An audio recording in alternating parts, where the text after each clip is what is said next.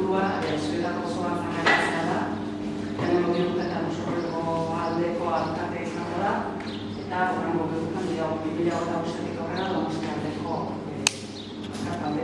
urtekatu. Batzarra 5 kidek osatzen dute, 3 Donostia aldekoak eta beste 2 Usurbil aldekoak.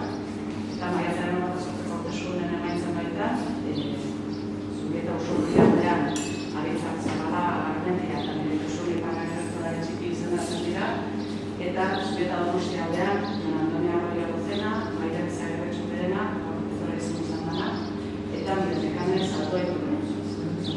Beraz, Josunek hartu dugu itzak, Arratsaldeon, denoi, eta eskerrik asko onartu zareten guztioi. Guretzako gozaria da zueten ikustea eta zuen babesa jasotzea. Aurrera begira ditugun erronkei aurre egiteko talde sendo bat osatu dugula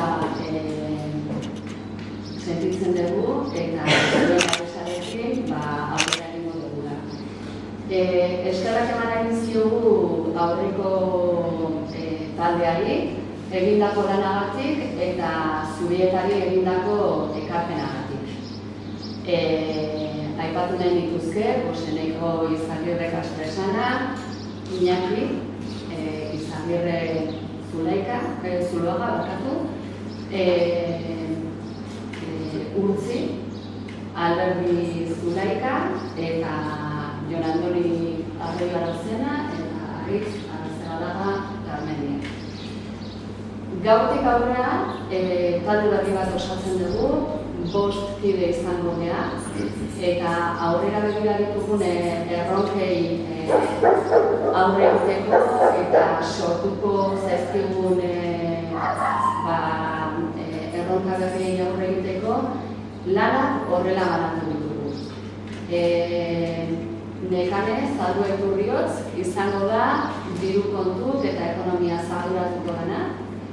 Jon Andoni Arroyo Arozena izango da Donostiko udalarekin, koordinazioak eta jarraipen bilerak egingo ditunak, eta hemendik 2 urtetara alkate izango duguna. Maider Zagerretxo Perena, gaur hemen ezin izan du egon, baina bera arduratuko da komunikazioaz.